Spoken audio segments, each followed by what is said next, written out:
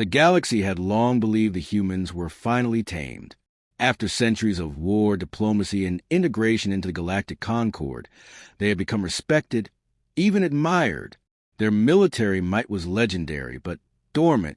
Their fleets were rarely mobilized. Their colonies, thriving and peaceful, exported culture, science, and trade. And their generals, those grim-eyed tacticians from 100 campaigns, now wore robes instead of armor and sat on diplomatic councils. General Marcus Hale was one such man, a symbol of peace, a war hero who helped broker the ceasefire at the Battle of Tyrax Ridge. He was a legend, revered not just by humans, but by many alien species who owed their lives to his mercy. When the border planet of Veltrax IV erupted into rebellion against the Galactic Empire's oppressive tariffs and labor conscription, the humans were called upon to mediate. Hale volunteered. He landed with small diplomatic corps, unarmed, expected to do what it always done: talk, negotiate, keep the peace. The Veltraxians welcomed him with cautious hope. The Empire, however, saw something else, a threat to their dominance. When Hale demanded the release of political prisoners and the cessation of forced mineral extraction, the Empire branded him an agitator. He was arrested in the Capitol Plaza during a so-called security review. Cameras caught the moment soldiers bound his hands. His staff protested. Local leaders begged the Empire to reconsider. The human embassy scrambled for answers. Within hours, Hale was transferred to an orbital prison, held incommunicado, and placed on trial by an imperial military tribunal with no human representation. The charges were absurd: sedition, interference in internal governance, incitement of rebellion. Evidence was manufactured, images doctored, witness testimonies coerced. The verdict was announced before the first defense motion could be filed. The sentence, death by hanging, to be carried out publicly as a warning to all species who dare meddle in imperial affairs. The execution was scheduled for 0600 Galactic Standard Time. The Empire announced it boldly, broadcasting the location, time, and rationale. They invited representatives from other nations to watch. They framed it as justice, as the lawful execution of a criminal who defied order. But it was not justice. It was a statement, a challenge, a mistake. Marcus Hale stood on the gallows platform beneath a red imperial flag. His uniform had been stripped, replaced with prisoner garb. He bore no chains, only the bruises from weeks of interrogations. Yet he stood tall, dignified, defiant. As the noose was tightened around his neck, he looked straight into the main broadcast drone and said calmly, "You executed peace. Prepare for war." The trapdoor opened. The galaxy watched. The feed was cut seconds later. For 12 hours, there was silence from Earth. No statements. No broadcasts. Not a word. Then, at 1800 GST, the United Human Systems sent a transmission on all major frequencies. It was short. It played only once. The Galactic Empire has executed General Marcus Hale without cause. This was not an act of justice. This was an act of war. Effective immediately, all diplomatic ties with the Empire are severed. Human citizens within Imperial space are advised to evacuate. All embassies will close. Fleet command has been activated. This is not a request. This is not a warning. This is a declaration. No further messages followed. No threats. No ultimatums. But across the outer colonies, human systems went dark to Empire signals. Orbital relays stopped transmitting. Civilian convoys began rerouting to secure sectors. Human military assets that hadn't moved in decades came online. In the Martian Defense Command Center, long-dormant war protocols were unlocked by biometric keys. Across Earth's moon, automated shipyards began to ship production from freighters to warships. On Europa, tactical AIs were brought out of stasis. The peace had ended. The Empire laughed. They called it posturing. They reminded the galaxy that humans hadn't fought a major war in over 70 years. They paraded Hale's last words across media channels, mocking the drama. But their forward outpost on Tralles, 9 didn't report in the next morning. An hour later, a surveillance satellite caught a brief image before being destroyed, a human stealth cruiser, hovering silently over the ruins. Then silence again. 3 hours later, the Empire's deep space comms relay at Varlin Station was disabled by what analysts believed was a gravitational spike detonation. Engineers who reviewed the event logs found that the spike had been set off from inside the relay core. No alarms had been triggered, no intrusions detected. The only clue was a single line of text carved into a bulkhead. Marcus. The Empire deployed fleets. They sent destroyers to human-controlled sectors, but they found empty space, empty stations, abandoned satellites. Human systems had gone completely dark. The Empire assumed retreat, fear, submission, until the first coordinated strike. At 0300 GST, 3 Imperial naval bases, Zenther Forge, Lurian Bastion, and the pride of the Imperial Corps, Citadel Crass, were simultaneously hit. The attacks were surgical. No civilian casualties. No planetary bombardments. Only military targets. Weapons depots evaporated in white fire.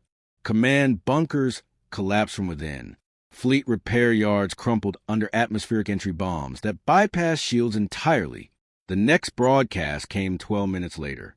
A simple message on a repeating loop. War has been declared. Across the galaxy, fear spread like a virus. Neutral systems locked down their borders. Trade convoys rerouted around human space.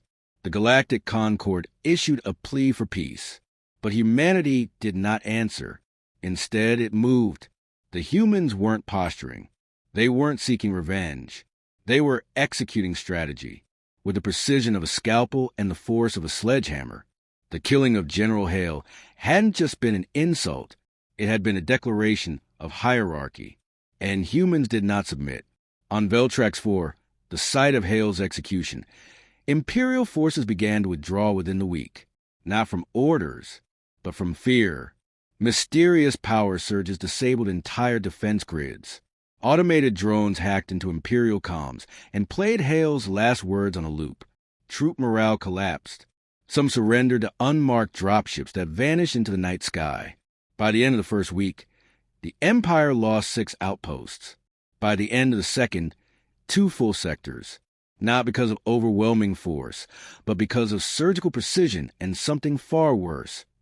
Unpredictability. Human tactics did not follow known doctrine. They did not engage in standard formations or broadcast their fleet positions. They did not follow conquest paths. They simply struck, disabled, vanished. At a classified Imperial High Council meeting, Admiral Zorvok stated, "We have awakened something we do not understand. This is not a species seeking territory. This is a species delivering judgment." The Empire issued demands for parley. No response. They offered apologies. Still silence. Then they issued threats. They called it Earth's quiet storm. The moment the declaration was made, humanity didn't shout, threaten, or posture. It simply moved. Fleets emerged from lunar shadows. Mars shipyards activated factories that had lain dormant for a century. AI war protocols, sealed by genetic encryption, were suddenly accessible. Every civilian traffic channel went silent. Commercial traffic halted. The galaxy watched as humanity vanished into its war stance, like a lion sinking into the tall grass. Within 72 hours, 3 more Empire border systems went dark.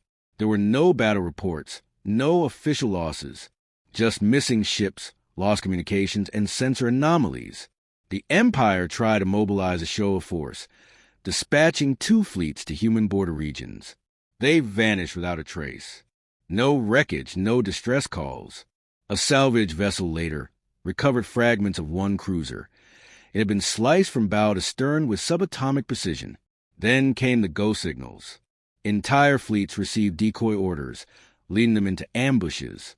Supply convoys rerouted by false coordinates arrived to find fuel depots reduced to slag.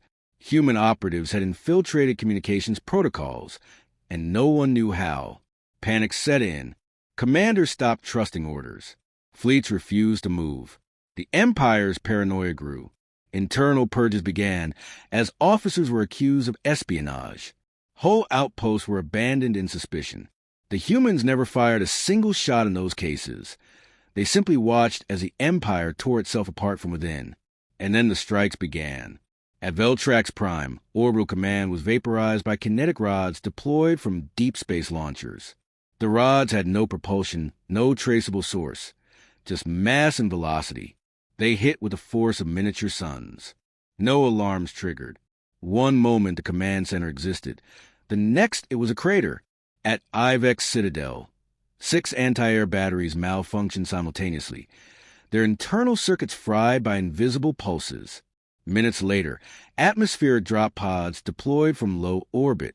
Human special forces entered, neutralized the command staff, extracted prisoners, and left within 13 minutes. The Citadel's planetary defense AI never registered their presence. The humans weren't waging traditional war. They were executing a doctrine of disruption: deny communication, break supply lines, decapitate leadership. Each strike precise, unrelenting, and deeply psychological. Imperial troops began hearing ghost sounds in their bunkers, recordings of Hale's final words looping through ventilation systems. Drones flew overhead carrying flags with a single word: remembrance. Entire battalions deserted without contact. Morale collapsed. The Empire had built itself on fear. It now faced something it feared more than rebellion: silence. High Command attempted retaliation. They sent dreadnoughts to Sector Delta 4, believing they could bottle the humans into defensive postures. Instead, the dreadnoughts arrived to find false installations and planted debris fields. As they attempted to recalibrate, hidden satellites activated, launching self-guided nanomissiles that burrowed into hulls and detonated in key reactor compartments. 3 dreadnoughts. 0 survivors. No warning. The Empire began to understand. This wasn't about power projection. It was about control. The humans were not attacking where it hurt most physically. They were attacking the mind. The Empire's citizens, fed propaganda for generations, began to question the narrative. If the humans were weak, why was the Empire losing so many ships?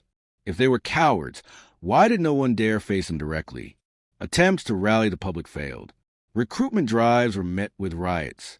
Governors of Outer Rim worlds requested neutrality pacts with the humans.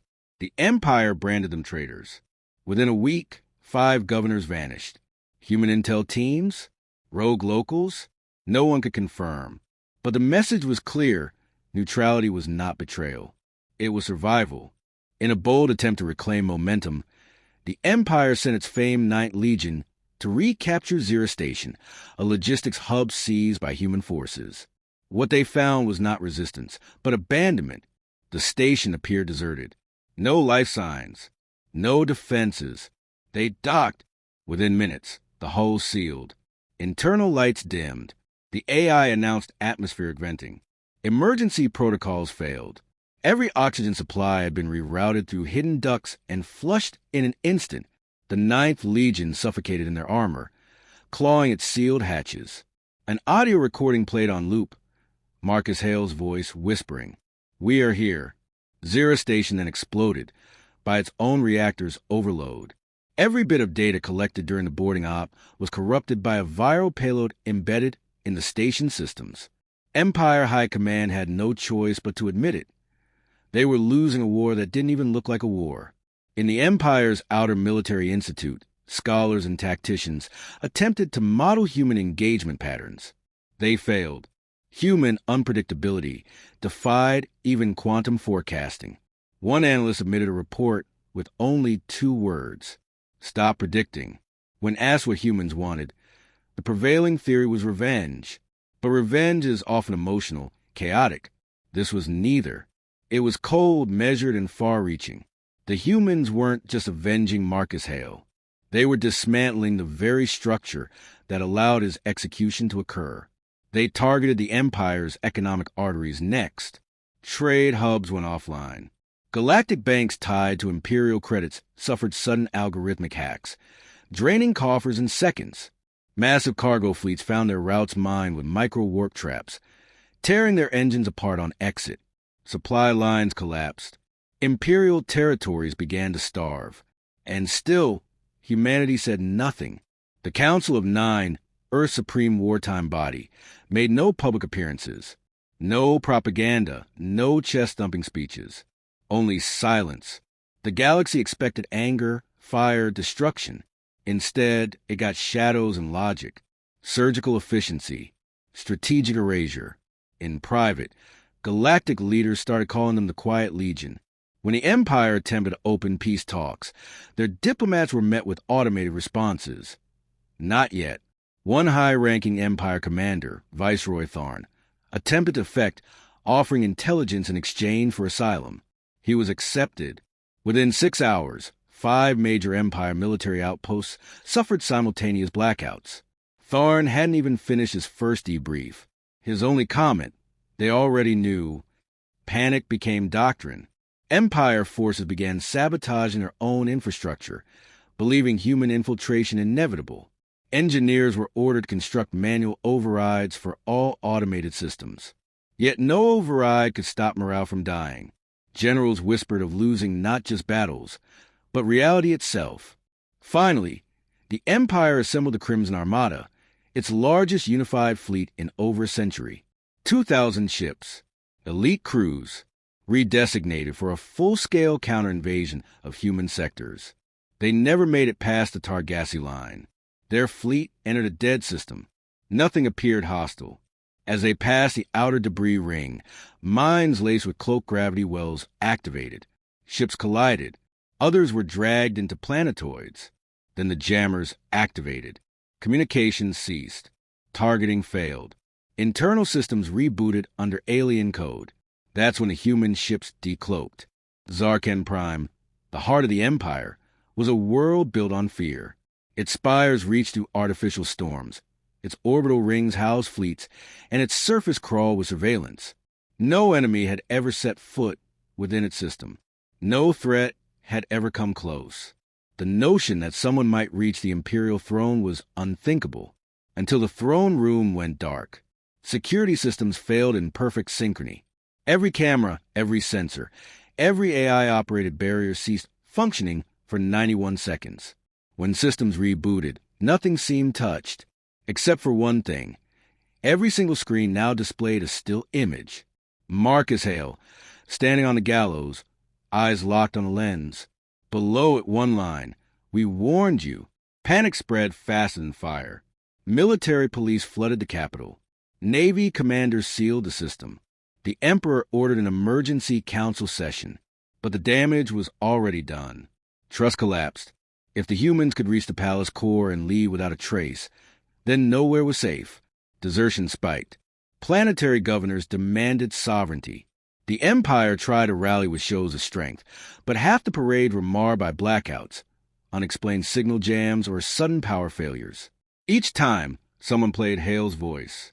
The humans never demanded territory, never claimed spoils. They simply erased imperial authority piece by piece. Their war wasn't conquest. It was erasure. Then came the reckoning. Operation Silent Judgment began at 0400 GST. Human command units deployed kinetic rods into Imperial communications hubs, severing military channels across 3 sectors in under 10 seconds. Simultaneously, stealth drones neutralized 27 high-value orbital platforms. Cyber operations teams triggered cascading logic bombs inside the Empire's financial infrastructure, zeroing out ledgers and destroying all backups. Trade collapsed. Military pensions vanished. Planetary accounts defaulted. Every economic tether holding the Empire together snapped. By midday, civilian protests had turned to riots. Imperial troops, unpaid and underfed, refused orders. Planetary militias declared independence. The once mighty Central Empire became a network of panicked city-states, each trying to hold ground. The Empire's elite, the high nobility, attempted to flee. Their ships were stopped mid-jump by interdiction grids of unknown origin. Their navigation failed. Then a single broadcast reached every noble vessel simultaneously. He died with honor. You flee in shame. The ships vanished. No wreckage. No survivors. No explanation. Desperation turned inward. The Emperor, cornered by his own advisors, demanded full planetary lockdowns. He ordered executions of suspected human sympathizers. It backfired. His own palace guard refused to comply. Officers defected. Civil servants fled. Then the humans arrived in person. They didn't descend with fanfare or banners.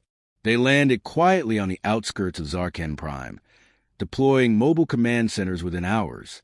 The Empire attempted to deploy what remained of its military, but no fleet came, no reinforcements. Human warships hung silently in low orbit, watching. The humans didn't fire.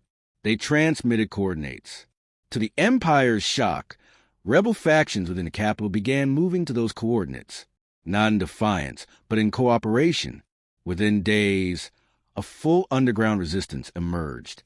Fed, supplied, and coordinated through encrypted links only human operatives seemed to control. The population shifted allegiance, not by threat, but by faith. The Empire didn't fall in flames. It collapsed in silence. When human units finally reached the Imperial Palace, they found no guards, no resistance. Only silence. The doors were open. The throne room empty. The Emperor fled. No records showed how. No sensors recorded his departure.